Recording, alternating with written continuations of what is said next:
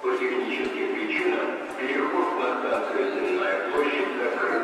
Переход на станцию Сенная площадь осуществляется через станцию Садовая.